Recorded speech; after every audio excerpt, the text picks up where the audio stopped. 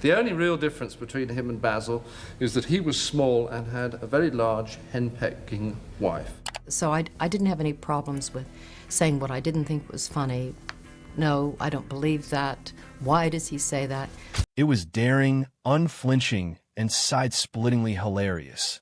A television sitcom so gloriously ridiculous it attained cult status after a mere dozen episodes.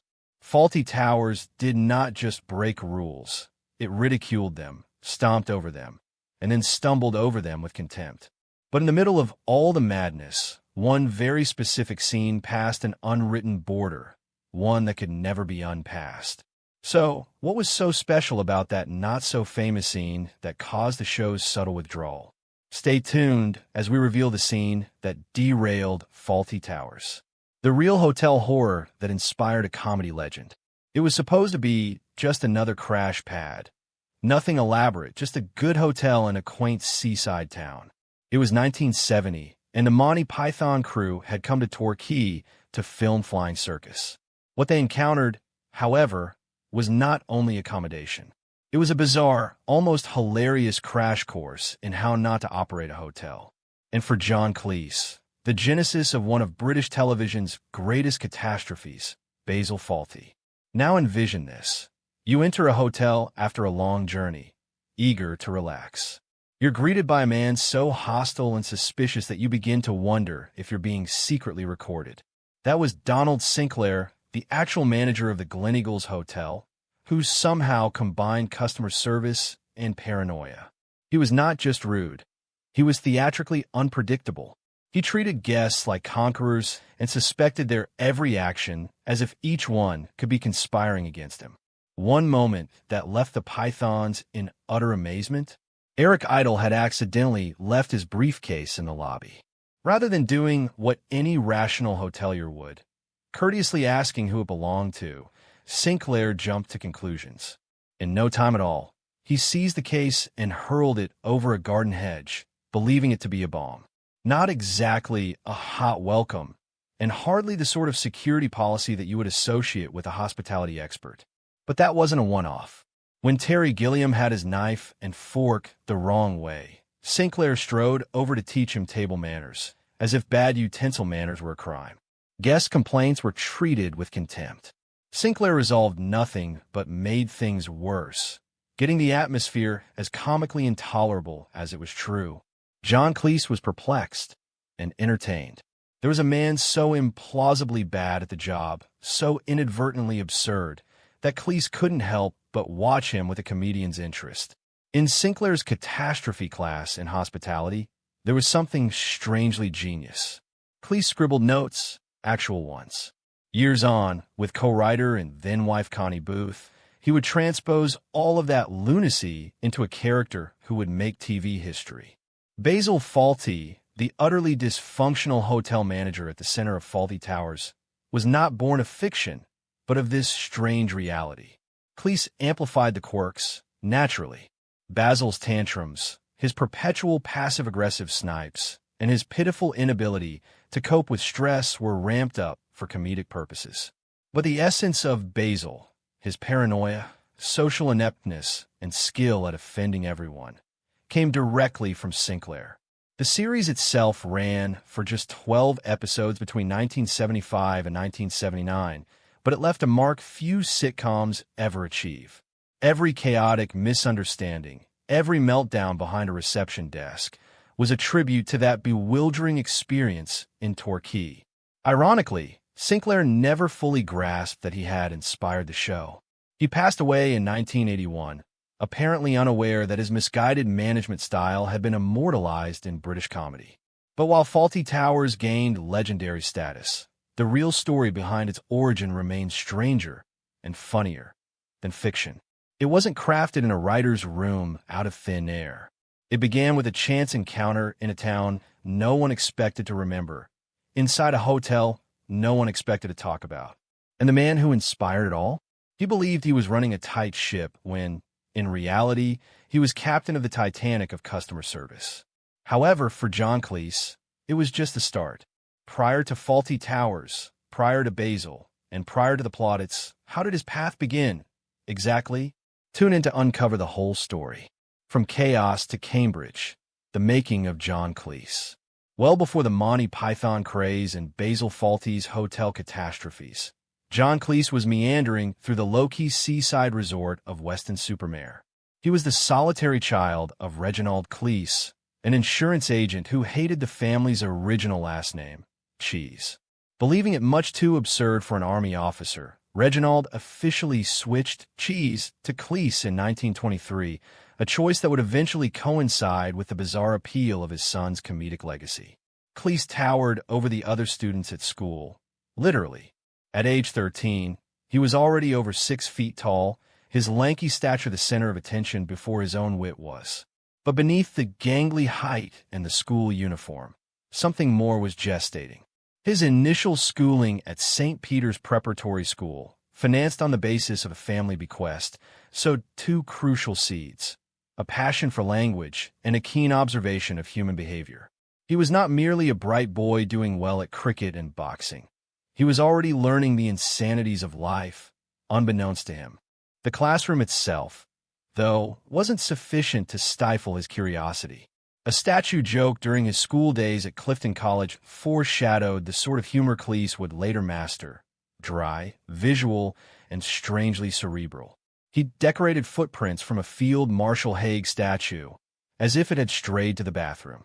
Childish pranks, maybe, but even then, it was telling through farce. But not everything was funny. When Cleese learned, at 17, that he had been overlooked for a house prefect role in favor of others despite his scholarly achievements, it left its mark.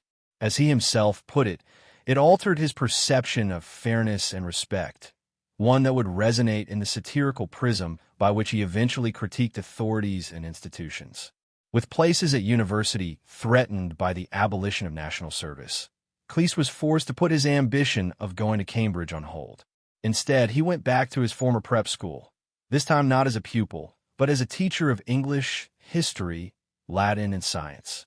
Ironically, the Latin classes he taught so many years ago would resurface in Life of Brian, when Cleese's character correctly alters the grammar of anti-Roman slogans.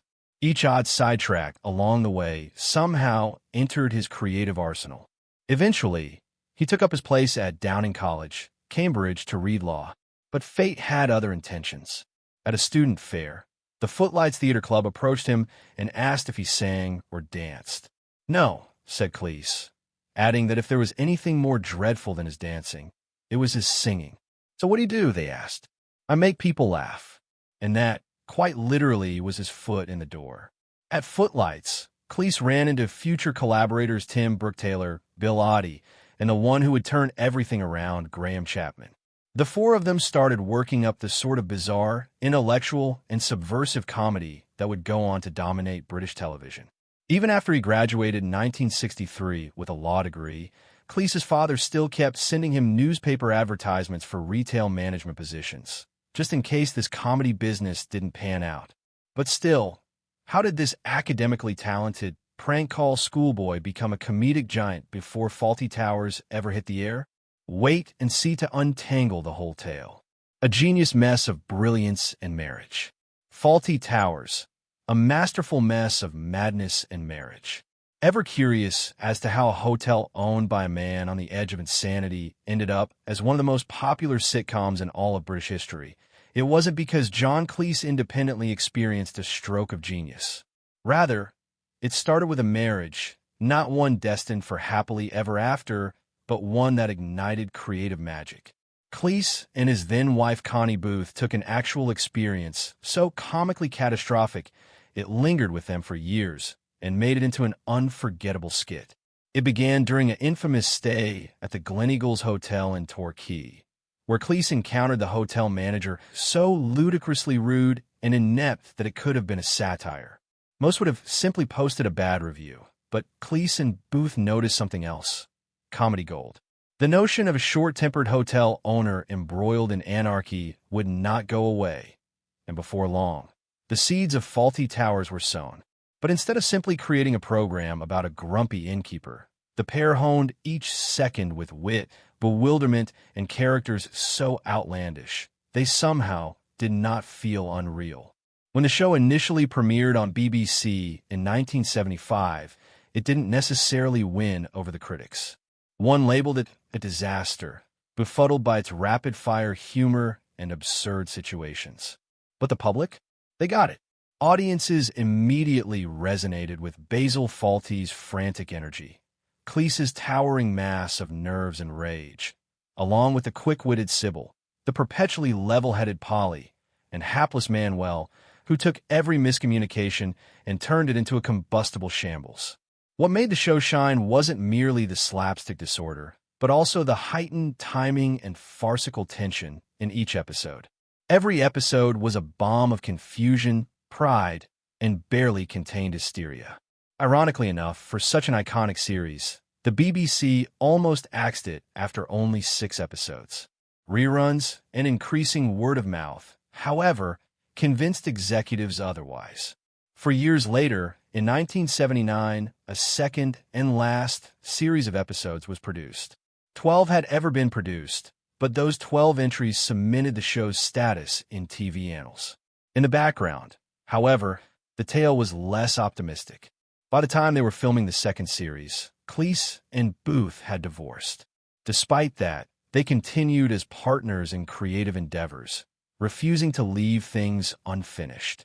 It was the final time that they worked together, but their last performance was anything but acrimonious. They closed the curtain on Fawlty Towers in style together, their artistic chemistry intact even if their marriage wasn't. To this day, decades on, the show's comedy remains fresh. It's quoted, analyzed, and still viewed by new audiences who can't help but laugh at Basil's mounting rage or Manuel's bemused perplexity. Fawlty Towers demonstrated that anarchy, particularly the anarchy of two individuals attempting to make disaster become comedy, could be ageless. In some way, under that mix of embarrassing hotel staff, frazzled wires, and unadulterated farce, Cleese and Booth somehow provided the world with a sitcom that never checked out. The brilliance of Fawlty Towers. The lasting genius of Fawlty Towers. Even though only 12 episodes were ever produced, Fawlty Towers etched a legacy much bigger than its brief duration, and it is here that its sorcery never dwindles. When Fawlty Towers first aired in 1975, the reaction from TV critics was one of confusion rather than delight. Some condemned the series as disorganized and incomprehensible, failing to understand that the chaos was all part of the design. But while critics stood back, viewers locked in. They didn't only do it, their appetite for it couldn't be satiated. There was something nearly agonizingly familiar about seeing Basil Fawlty stumble through every day, certain he was calling the shots when the world just had other ideas. John Cleese's execution of Basil wasn't only humorous, it was a lesson in near-constant fury and misplaced drive. Basil was not evil or sadistic by nature. He was merely stuck in a fantasy of elegance he could never fully achieve.